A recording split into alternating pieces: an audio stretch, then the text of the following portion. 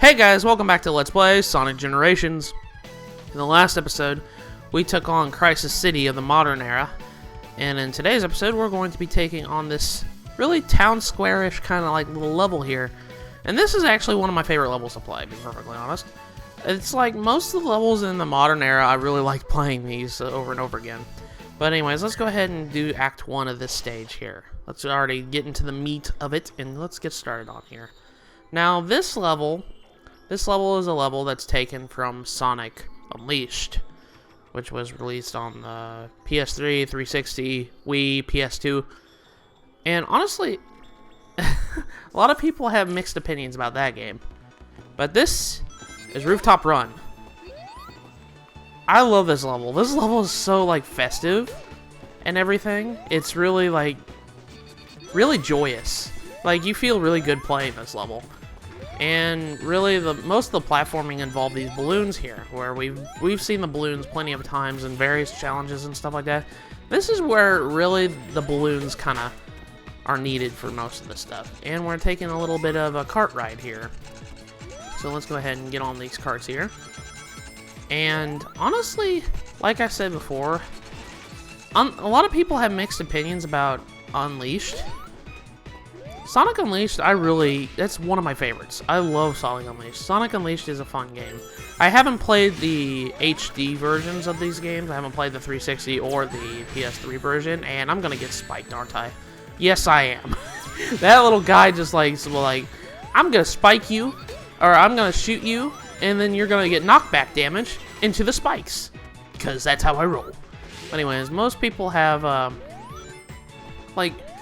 lot of people are iffed about Sonic Unleashed. Where the boost to win mechanic that modern Sonic has, it was inspired from Sonic Unleashed, really. Like, they got a little taste of it in Sonic 06, but Sonic Unleashed is where it really kind of, like, flourished, I guess. Sonic Unleashed was kind of a game that was divided into two gameplay styles. One was based on speed, which that's like the daytime, they were called daytime stages, which is Sonic kind of was a little bit different based on the time of day. During the daytime, he was just regular Sonic, where he just ran, you boost through stages and everything, and you have fun time. During nighttime, however, he turned into a werewolf, or a werehog as most people call it, and honestly, a lot of people were miffed about that. Honestly, to me, I like that. I liked it because it gave me a variety of chances to play. And it was really fun. And I'm going to get hit. Yeah, I kind of figured I was going to get hit. You want to get down into the little crevice right there to kind of avoid those barrels, if you have any chance to avoid those barrels. But the werehog stages, as they called them, they were a mix of like hack and slash. They kind of gave you a hack and slash kind of. If any of you've ever played God of War, Devil May Cry, it was kind of like that. It was combat oriented. There was a bunch of enemies you had to beat up and everything. And honestly, I liked it. I thought it was a good little concept that they did. It gave variety to the game, in my opinion. That's just my honest opinion about Unleashed. I really liked it. I know a lot of people that despised it, but I don't know why I'm spin dashing. Just jump over here. There we go. But honestly, I thought it was a good game. I'm gonna push this barrel here. That's what you're supposed to do. You're supposed to push the barrel and it comes over and just bashes all those Eggman bots. But anyways, if one little thing I'd like to, there is a reviewer that I usually watch a lot. His name is well, the channel is actually called Lord Carnage because that's his little nickname, but it's the show's called Classic Game Room.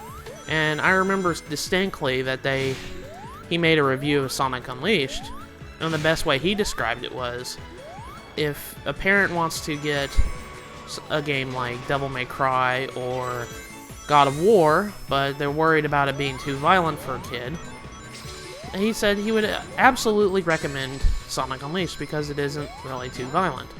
And it has that same type of mechanic. And honestly, I really liked it.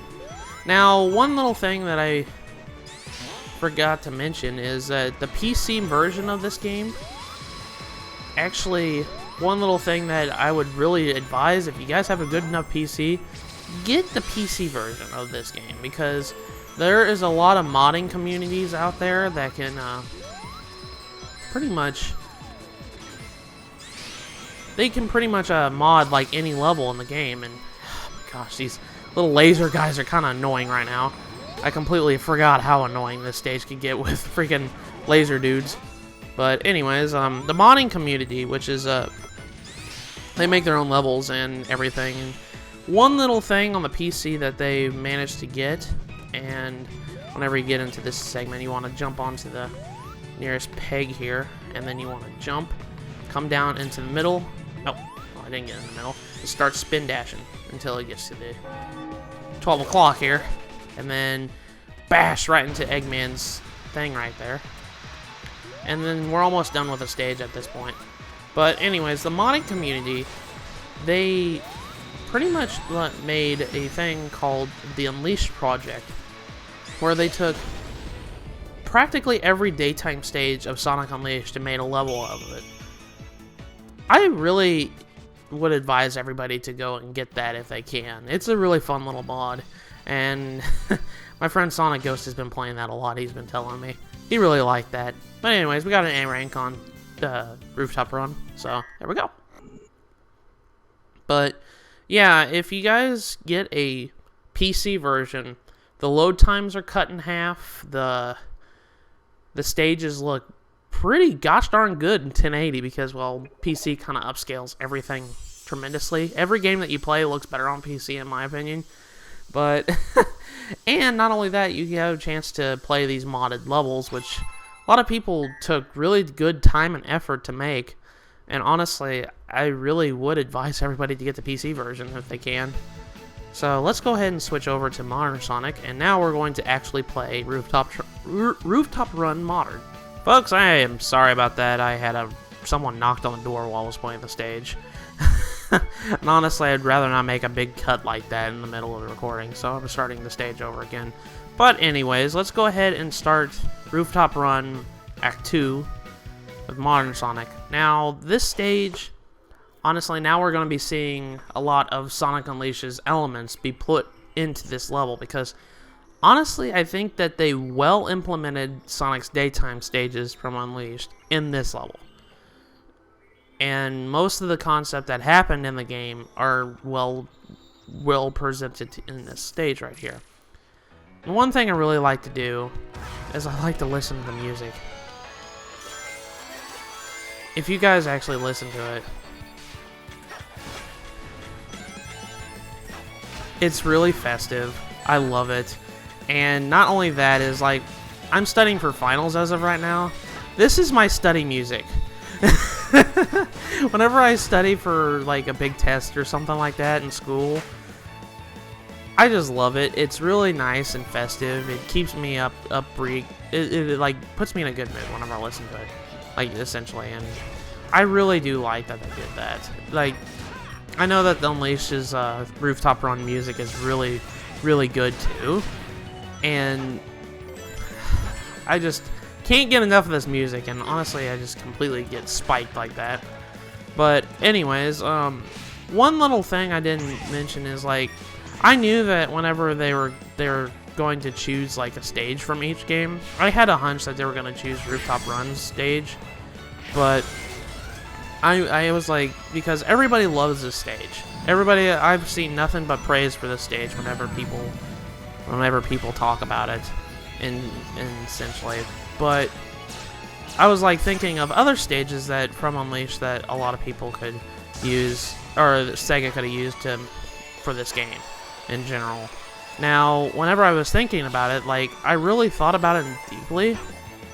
Unleashed had a lot of good level designs, and I think people don't really understand, like, whenever people think about Unleashed, they think about the Werehog and, you know, and how dumb it was, but, like, the level design for Unleashed was absolutely, like, phenomenal, because there was, like, a different scenery for every level.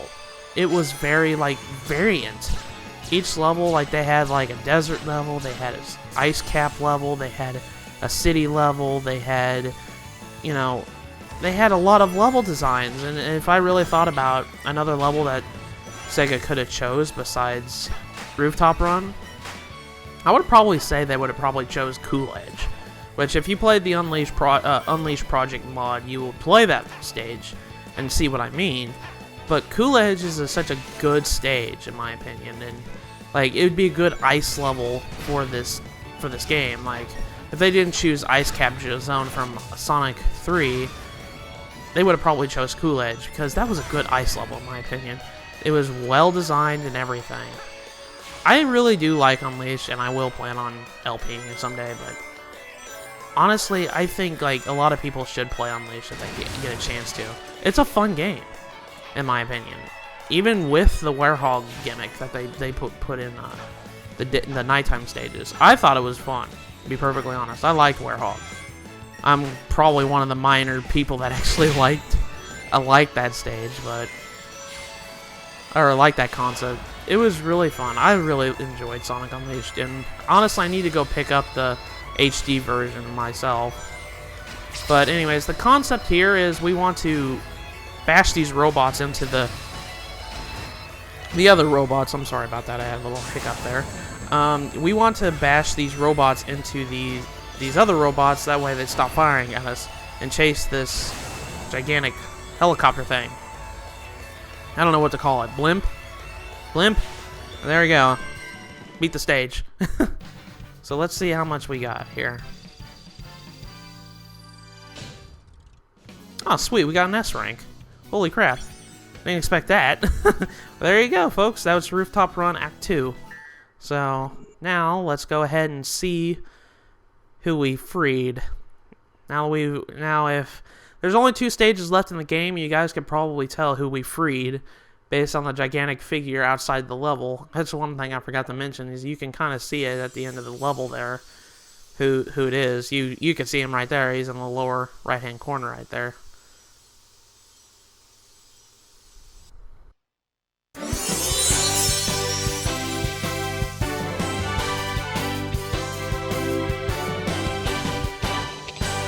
Thanks, Sonic. You know, I got a hunch someone or something is controlling that monster.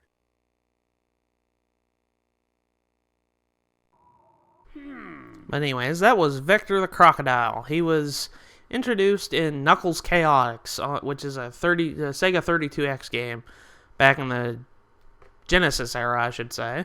But he really wasn't like brought into the world until Sonic Heroes. Vector is a detective. He goes and does detective works, and holy crap, we got a lot of red rings that run. We got 3 out of the 5. I didn't even realize that. Holy crap. But anywho, I think I'm going to end the episode here. So in the next episode of Let's Play Sonic Generations, we're going to be taking on the final stage here in the modern era. So I will see you guys in the next episode.